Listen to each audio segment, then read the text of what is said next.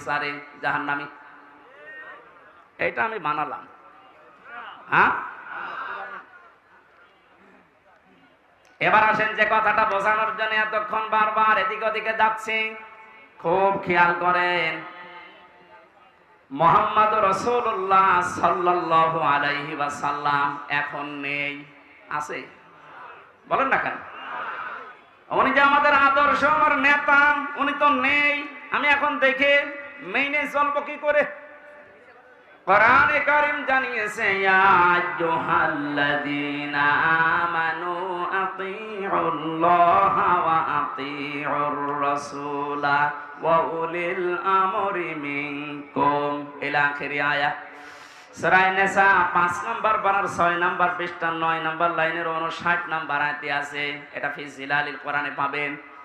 আল্লাহ ডাক দিয়েছেন, হে ঈমানদারেরা, আমি আল্লাহর আনুগত্য করো, আমার রাসূলের আনুগত্য করো, আর তোমাদের ভেতরে যারা উলিল আমর নেতৃত্ব দেয়, নেতা যারা, তাদের মেনে চলো।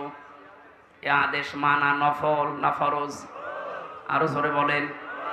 নামাজ যেভাবে ফরজ মনে করে পড়েন, এই আয়াতটাও মেনে নেওয়া লাগবে ঠিক ওইভাবে ফরজ মনে করে। কিন্তু শিক্ষার বিষয় এখানে যে আতিউ, এটা ফেল, এটা ভার্ব, এটা ক্রিয়া। এই শব্দটা আল্লাহ নিজের নামে আর রাসূলের নামে দিয়েছেন, কিন্তু উলিল আমরের আগে আল্লাহ শব্দটা দেননি। আমি যে কয়টা তাফসীর আয়াতের সাথে মিলিয়েছি, সব মুফাসসির একমত, আল্লাহ রাসূলকে মেনে চলা লাগবে, কোনো প্রশ্ন করা যাবে না। আল্লাহ রাসূলের পরে কিয়ামত পর্যন্ত যারা দুনিয়ায় আসবে, যারা নেতা হবে, নেতৃত্ব দেবে, এদেরকে যদি আপনি মেনে চলতে চান, মাস্ট বি আপনাকে দেখা লাগবে এই লোকটা আল্লাহ রাসূলকে মেনে চলে কিনা। একটা যদি আমরা মেনে নিতে পারতাম, অনেকে যারা 41 সাল টার্গেট দিয়েছেন, 31 সাল টার্গেট দিয়েছেন, এত লাগবে না।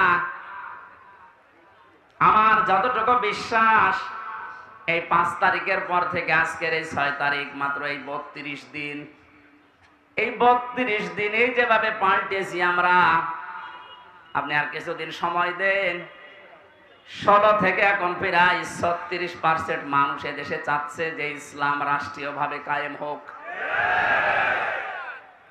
আমি আগস্টের 5 তারিখের আগ পর্যন্ত একটা জরিপ দেখেছিলাম বিবিসির, বাংলাদেশে 100 জনের 16 জন মানুষ চাইতো যে দেশে ইসলাম কায়েম হোক। কিন্তু আগস্টের 5 থেকে সেপ্টেম্বরের আজকে 7 তারিখ, মাত্র 32 দিনে গতকালকের রিপোর্টও দেখেছি